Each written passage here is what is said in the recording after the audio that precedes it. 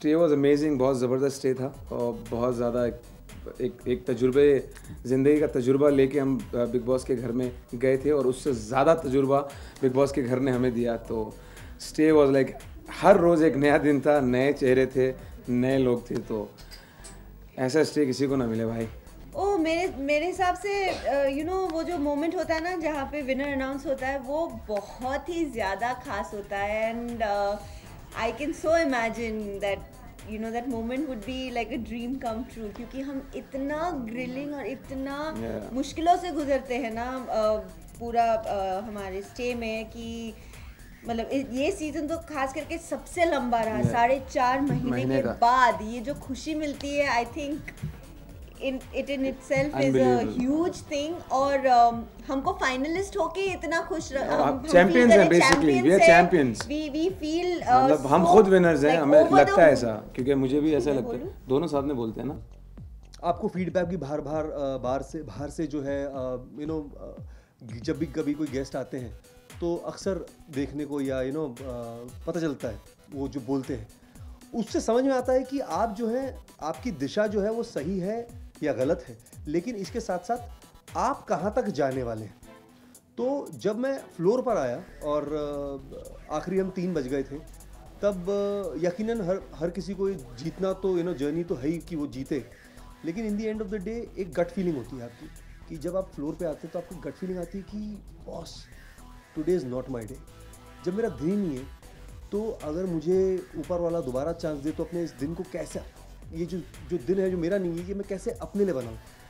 तो वो चांस मिला और उस चांस का जो है मैंने राइट डिसीजन उस वक्त लिया, ये जानते हुए कि मेरे फैंस, मेरे जितने फॉलोअर्स हैं, वेल विशर्स हैं, मेरी फैमिली है, वो बहुत खफा और नाराज़ होने वाली है।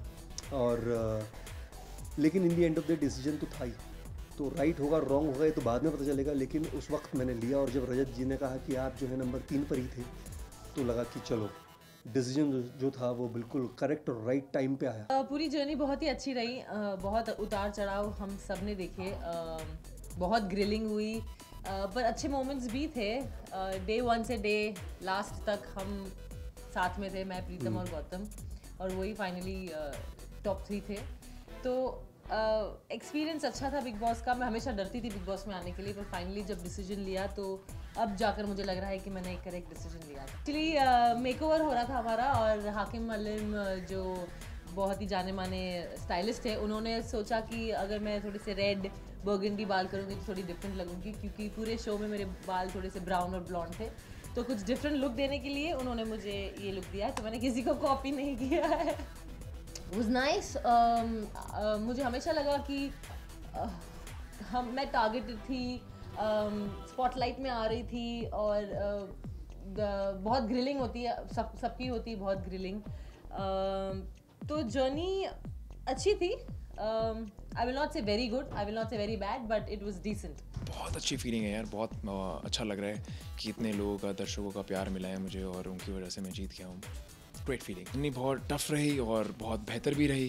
टफ़ इसलिए क्योंकि अंदर लोगों का सपोर्ट नहीं मिला, दोस्ती चाही तो दोस्ती मिली नहीं, और अच्छा इसलिए क्योंकि जो सपोर्ट बाहर मिला उसकी वजह से ये ट्रॉफी मेरे हाथ में। तो आई थिंक लोगों का प्यार ज़्यादा इंपॉर्टेंट होता है।